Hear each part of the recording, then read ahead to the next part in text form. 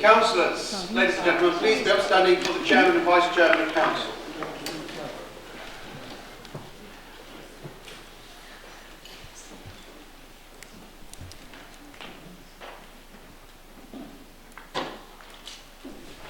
Thank you. Please sit down.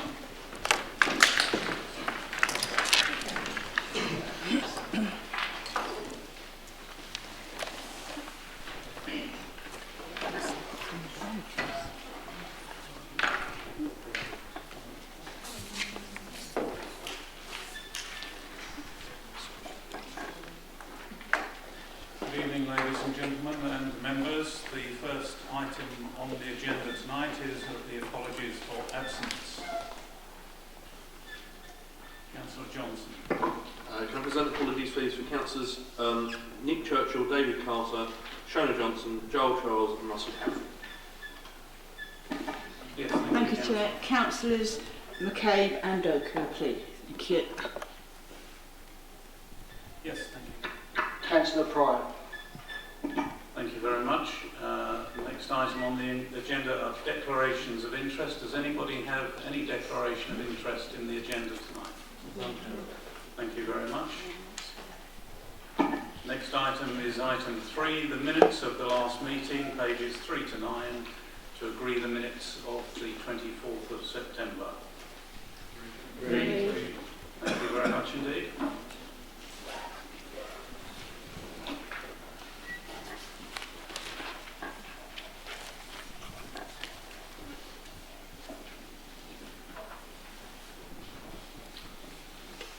Next item is the communications from the Chairman.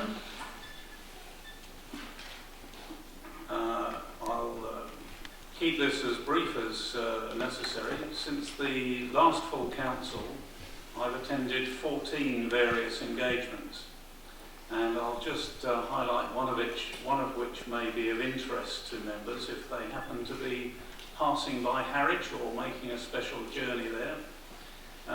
This is a project called the Mayflower Project, which is to build a full-sized replica of the oak ship which carried the founding fathers to the New World.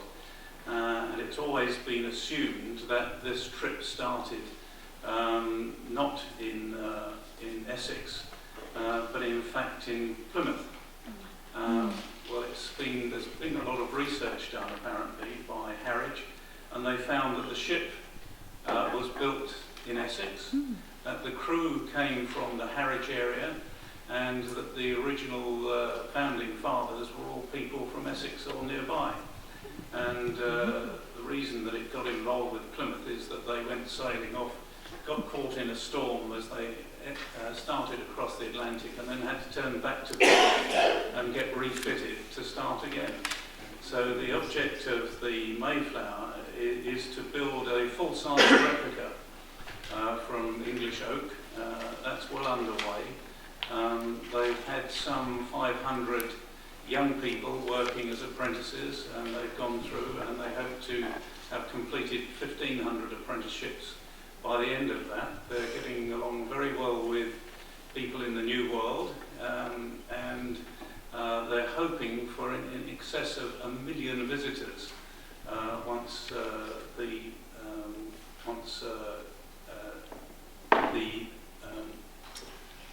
that's what I'm searching for. Once the date comes in relation to the anniversary, that's the word I'm searching for. Thank you very much. Once the anniversary comes around, so it's something that's worth dropping in on and having a look at if you happen to be passing that way. The other report that I have to give to you is something which went very well today, which was the march past, that you're aware of. I'm sorry if I didn't get round to everybody that was there and welcome you and shake your hand and so on, but this was a really very successful day for everybody concerned. It was a successful day for the people of Harlow. It was a successful day for the Army. It was a successful day for the Council. I did a round of the soldiers involved, and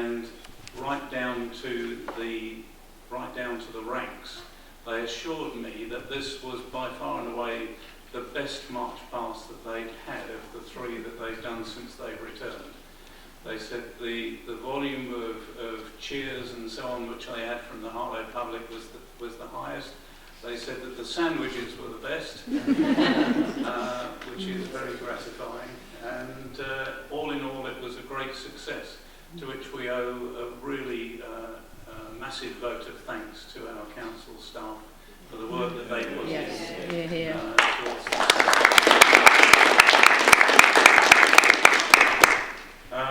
I was pleased to accept a surprise gift. I'm not sure where it is at the moment. All right. A surprise gift which depicts some action when the regiment were involved in Afghanistan in the 19th century.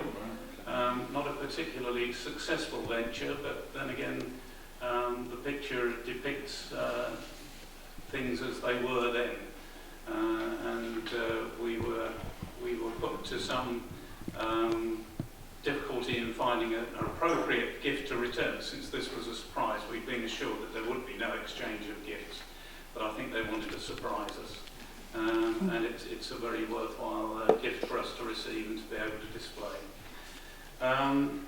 That brings me to the end of my coming on to the petitions from the public. Thank you. That brings us to questions from the public, item 6. Now, there are a number of questions which I think you have before you, and in order to facilitate the ease of dealing with these questions en bloc, it's necessary for us to suspend standing orders and get through this without undue labouring and undue time being spent. So, do I have a proposal to suspend standing orders? Thank you very much. That's seconded, and that's all agreed? Thank you very much. Chairman, if I can explain then the procedure that will be adopted. As 8 of the 10 public questions received for tonight relate to housing legislative announcements and are directed at the housing portfolio holder, a statement has been prepared and has been circulated with the portfolio for housing's response to the questions and the recent legislative announcements.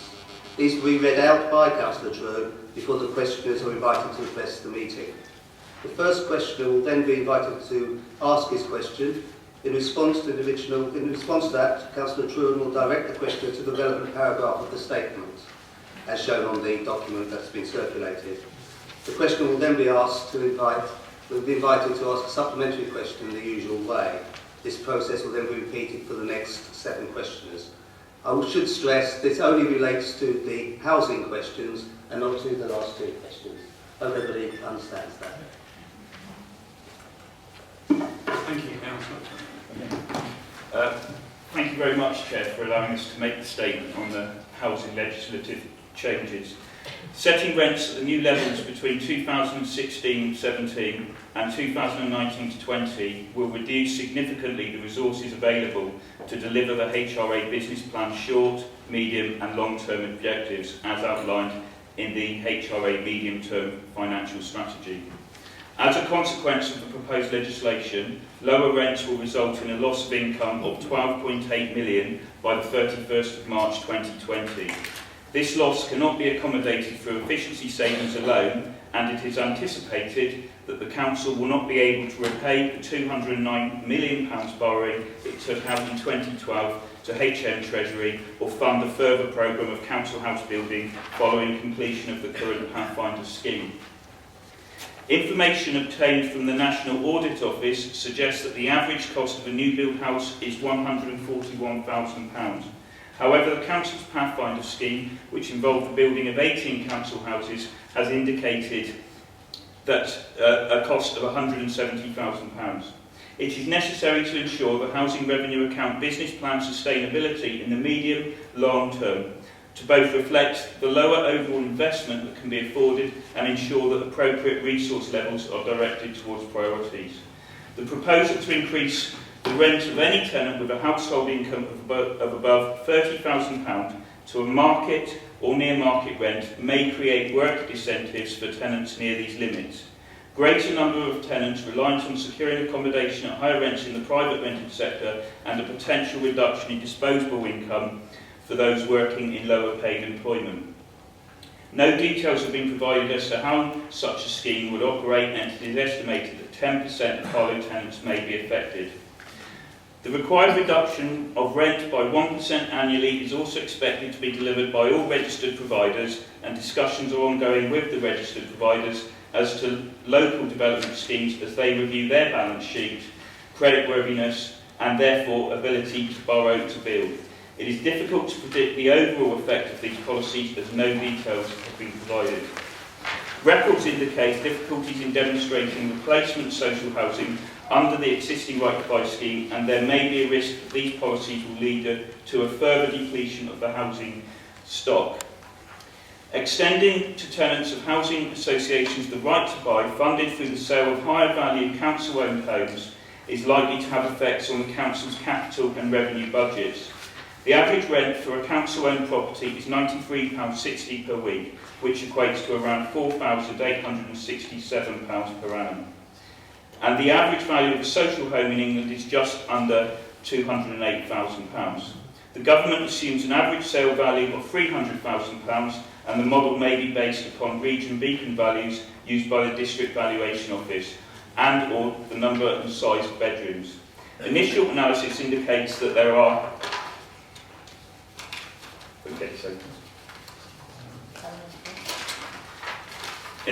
estimates indicate that there are currently 375 Harlow Council properties with a beacon sale valuation between £150,000 and £350,000.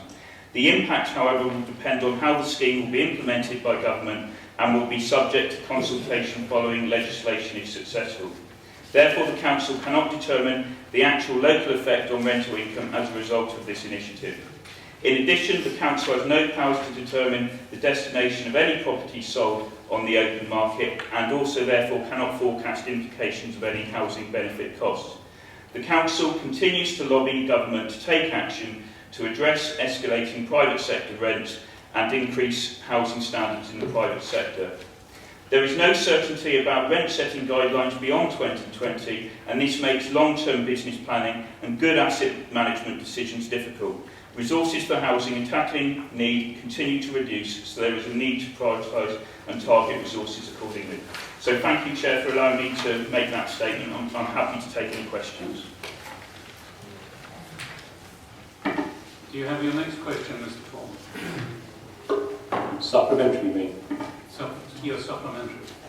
Yes, given that you're going to lose 12.8 million over the 4 years, and you've also recently announced the completion of Foster Court and other properties, based on the build value of houses at Foster Court, how many houses could you have built with that £12.8 million? Thank you for the question. It's really difficult to answer that question because this was a pilot project with Pathfinder scheme. We had intended that we were going to move forward with more council house building, but as you may know, that we review the housing revenue account budget on an annual basis, and I was hoping that we would be able to start building on an annual basis a significant number of houses, but it's really difficult to specify a particular number. But the changes that have happened in the recent legislative announcements means that it's going to be very difficult for us to build houses at all, and this really disappoints me. I want to be able to turn us into a regular council house building administration, and these announcements are restricting my ability to do so. Thank you. Thank you. Next question, Mr. McIntosh, please. Do you wish to ask your question in full, or are you happy to take it as read? I'm happy to take it for it. Do you have a supplementary? No, I don't. Thank you very much.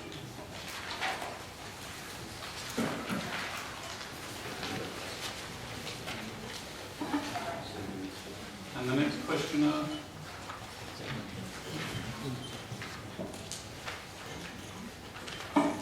Mr. Topley. I'm happy to take my first question as read.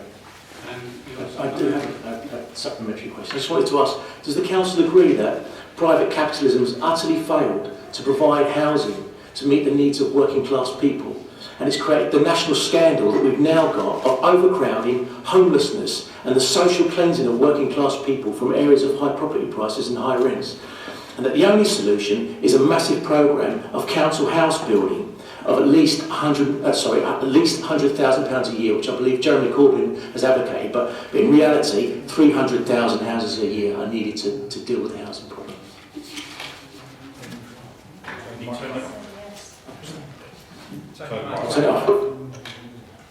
Yes, absolutely. I totally agree that we need a council house building programme. For the last 30 years, and I've said this for a number of years, for the last 30 years we've not had a joined up housing policy from government. There's lots of offshoot issues. For example, rents in the private sector go very high. That creates a high housing benefit bill, which if we had more council house building, we'd have more supply, we'd be able to secure a future for people. And so, yes, I agree that there's been a total failure over the last 30 years of all administrations at a national level, and it always seems to be councils that have to pick up the pieces. Mr. Patrick? Yeah. Do you wish to read your question, or can we take it as read? I'll take that as read, but the supplementary question is, will council continually review due to the legislation and increase rents to give people as much help as possible when they find themselves in arrears? Absolutely. Certainly, as a council, we need to make sure that we intervene in issues as quickly as possible and try and help people where we can. We have a very good welfare panel that supports people when they are facing difficulties. So certainly, as people face issues, we need to make sure that we help them in any way that we can. Thank you. My second supplementary to the next question. Will council continually have dialogues with its registered social landlords as to replace the homes, if and where, and maybe put some pressure on them to do so? Yes, I'm quite happy to lobby government and try and work with registered social providers, and I think that we really need to have some movement from government on trying to help us and not create policies on the back of the fag packet which can be there to win an election or whatever it is. And we need people to make informed decisions about the housing sector, which hasn't happened for a number of years. And I noticed that you handed me your tenants manifesto, and there's 10 points, and I was just reading through them, and I can't disagree with any of them. Build council housing, rights for private renters, powers over landlords that are creating havoc for some of their tenants, stopping the bedroom tax, creating energy efficient homes, secure and affordable housing, making sure that for every right to buy house that there is, that you have an extra house bill, because obviously the right to buy has created huge issues with the supply of housing in this country, to make sure that we try and focus on releasing empty homes and trying to get them back into circulation, and also to make sure that our planning laws are as good as possible. So I think that I can't really disagree with anything within that particular tenants manifesto.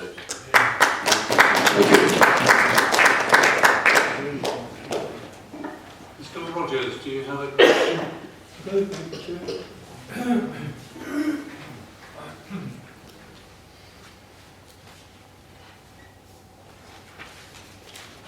Like many... Are you going to read it, Mr. Rogers, or do you take the answer as read? I beg pardon? Are you going to read your question, or do you take the answer as read? No, I'd like a further expansion if you possibly could do that. So are you moving to a supplementary question then? Yes, in respect of question 1, Thank you. where we talk about properties that become available will be sold if tenants move down to a smaller sized property.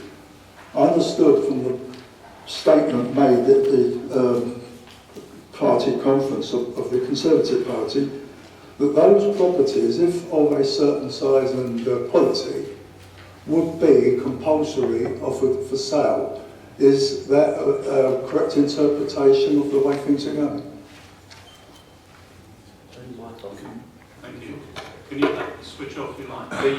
The the housing bill is currently going through Parliament, so there's a lot of questions that need to be answered. My understanding is of high-value homes being sold off to fund the Housing Association right to buy, and in Harlow the estimate is that it's just around over 300. And I'm very concerned about that, because if in towns across the country you have houses in more wealthy areas, what are we going to do? Are we going to have to move the tenants from those houses, or potential tenants who could be living in one of those houses we now have to sell off? Do we have to move them to a poorer part of town? And so yes, I totally agree. Totally disagree with that statement. Thank you, Mr. Rogers. Do you wish to read your second question, or do you go? No, I think everybody's probably read it. What I would like to be expanded upon is, can we have a reasonably foreseeable impact that these measures will clearly have upon the council and its duty as a housing authority to cater for the housing need in the town? Councillor Tron has already hinted that it will not be a pleasant impact. Certainly, we on an ongoing basis have to review the HRA business plan. We take that very seriously. We make sure that there's a clear timetable, and on an annual basis we have to look at our long-term, short-term and medium-term priorities. The main priority for this council has been more and better housing, and I would like that to remain, because I think it is the big issue of our time. However, the announcements that were given to us over this summer, and potentially announcements we might get next month, concern me greatly, because what we have had is a situation with cross-party support of self-financing, and the Conservatives talk about devolution and giving powers to local communities, and then with one foul swoop they decide that they're going to implement the 1% rent cut. And let me just make this absolutely clear. Nobody is saying that a 1% rent cut is not something that people would want. But if you're going to have joined up policy making and joined up thinking, you need to make sure that you fund these appropriately and correctly. Would it be correct to say that the waiting period for people is now on the waiting list? Thank you. Thank you. 3,500. Thank you. Next question from Mr. Wake, please. I'd like to take question 9 as read. Thank you. You have a supplementary. Yeah, given that the new leader of the Labour Party is explicitly opposed to austerity, how can a Labour Council, justify continuing to inflict a 24% cut in council tax relief upon the poorest householders in Harlow?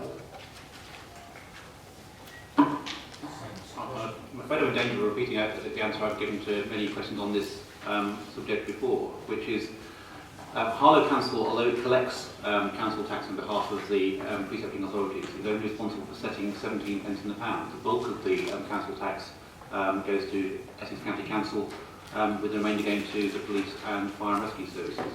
So it wouldn't be possible, with the constrained finances of Harlow Council, to absorb the budget cuts that central government has imposed across the whole of the Essex precept. Do you have another question, Mr. Wake? I'll take question 10 as read. Thank you.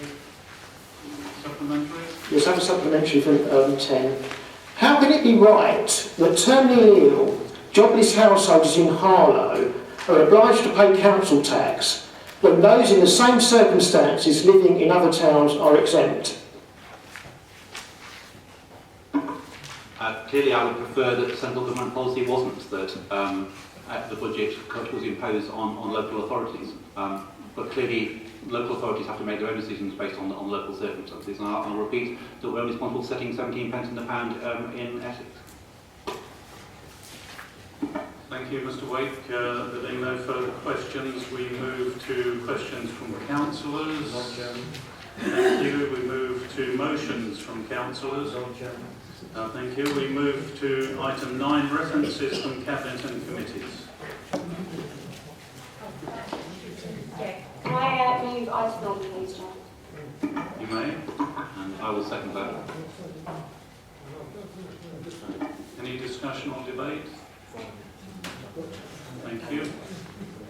It's all agreed? Agreed. Reports from officers, item 10. Oh, sorry. Referral from Cabinet Housing Revenue Account Business Plan. Happy to move, Chair. Second. Thank you. Anybody wishing to speak? Is it agreed? Agreed. Thank you. Reports from officers? Thank you. Minutes of Cabinet and Committee meetings, item 11. Anybody wish to say anything or have any questions about that? No? Thank you very much indeed. In which case, matters of urgent business, I've been notified of none. And that brings the meeting to a speedy conclusion.